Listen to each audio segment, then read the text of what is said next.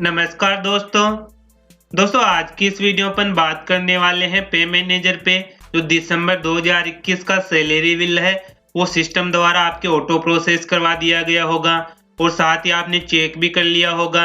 अगर आपके सभी बिल सही बने हैं तो आपको जो बिल है सिस्टम द्वारा जल्दी 23 तारीख के बाद आपका बिल ट्रेजरी में ऑटो फॉरवर्ड सिस्टम द्वारा करवा दिया जाएगा।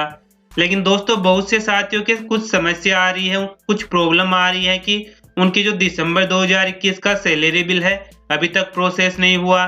तो आपको बता दूं कि जिनके भी सैलरी बिल अभी तक प्रोसेस नहीं हुआ है उनके सैलरी बिल सिस्टम द्वारा ऑटो प्रोसेस करवा दिया जाएगा। अगर आपने कोई पेमेंट स्टॉप नहीं कर रखा है, आपको यहाँ पे ध्यान देना है कि अगर आपने किसी बिल का यानी कि जो बिल ग्रुप है उसके कंप्लीट एम्प्लॉय का आपने बिल ग्रुप स्टॉप कर रखा है, पे स्टॉप कर रखा है, तो वो आपको रिलीज करनी है। रिलीज कहाँ पे करनी है? बहुत से साथियों का मैसेज और कमेंट आया था कि हमने किसी ग्रुप की पेमेंट स्टॉप कर दी तो उसे रिलीज कहाँ से करें। तो दोस्तों जहां से आपने ग्रुप की पेमेंट स्टॉप की है वहीं से आपको रिलीज करना है। या आपको ऑप्शन मिलेगा बिल प्रोसेसिंग में, आप जाएंगे सैलरी प्रिपरेशन, और जैसे आप सैलरी प्रिपरेशन में जाएंगे तो यहाँ पे आपको मिलेगा ग्रुप पेमेंट स्टॉप। इस पे आप जैसे ही क्लिक करते हैं तो यहीं से आपने जो ग्रुप है उस ग्रुप की आपने पेमेंट स्टॉप की होगी, तो यहीं से आपको संबंधित ग्रुप का चयन करके यहाँ से आपको उस ग्रुप की पेमेंट रिलीज कर देनी है। यहाँ पे देख रहे हैं कि आपके पे मैनेजर पे जितने भी ग्रुप होंगे वो सभी ग्रुप आपके यहाँ पे शो होंगे। तो जिसको भी आपको रिलीज करना है, जो आपने स्टॉप कर रखी थी पहले, वहीं से आपको रिलीज करना है। अब बहुत से साथियों की ये भी समस्या आ रही है कि जैसे ही वो बिल प्रोसेसिंग, सैलरी प्रिपरेशन और सैलरी बिल कंफर्मेशन में जाके जो अपना बिल है वो बिल चेक करते हैं, उसके इनर आउटर और जो शेड्यूल है वो रिपोर्ट चेक करते हैं, तो यहाँ पे जो शिक्षा विभाग के कार्मिक हैं उनको जो हितकारी निधि की डिडक्शन है वो हो नहीं रही है। बहुत से साथियों की ये भी समस्या आ रही है।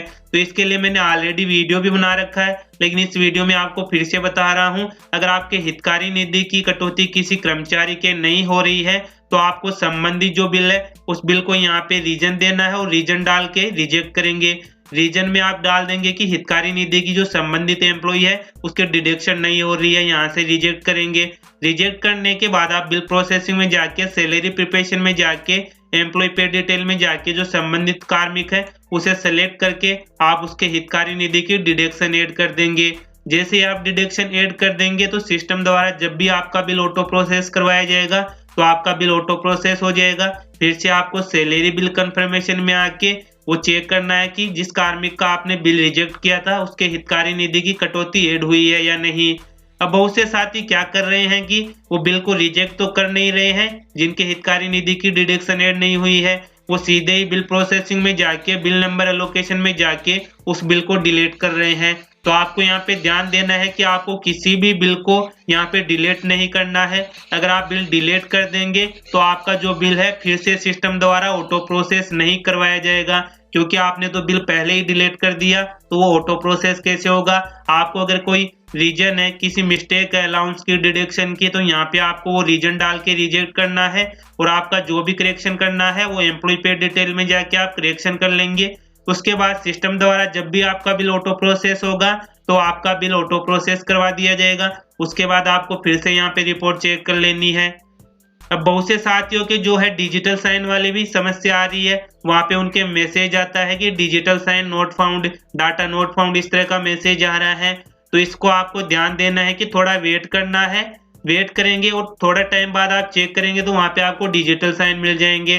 अगर फिर भी आपके डिजिटल साइन नहीं हो रहे हैं तो आपको जो आपका बजट है SFC है उसके अकॉर्डिंग डाल के आप स्प्लिट करेंगे और कुछ समय बाद आप चेक करेंगे तो आपको डिजिटल साइन जो आपकी रिपोर्ट है उस पर आपको मिल जाएंगे। इसके साथ ही अगर आपके अन्य कोई करेक्शन है तो यहाँ से आप बिल रिजेक्ट करके एम्प्लॉय पे डिटेल में जाके जो भी संशोधन करना है वो संशोधन कर लेंगे। और इसके साथ ही जो शिक्षा विभाग के कार्मिक हैं उनको हितकारी निधि की डिडक्शन सभी कर्मचारियों के ऐड करनी है, चाहे वो कर्मचारी राजपत्रित हो या अराजपत्रित हो। कुछ साथी बोल रहे हैं कि हमारे कुछ कर्मचारियों के हितकारी निधि की डिडक्शन ऐड नहीं हो पाई तो क्या हम चालान से जमा करा सकते हैं। तो उनको बता दूं कि अभी आपका बिल पास होने में टाइम है, तो आपको उस बिल को रिजेक्ट करना है और हितकारी निधि की डिडक्शन आपको ऐड करनी है, क्योंकि अभी आपके पास बहुत टाइम है। चालान से आपको जमा कराने की अभी कोई जरूरत नहीं है। अभी आपके पास टाइम है तो आप संबंधित बिल को रिजेक्ट करेंगे और हितकारी निधि की डिडक्शन ऐड कर देंगे। इसके साथ ही जो आपका हितकारी निधि का शेड्यूल था वो भी मैंने आपको बता रखा है कि कहाँ पे मिलेगा।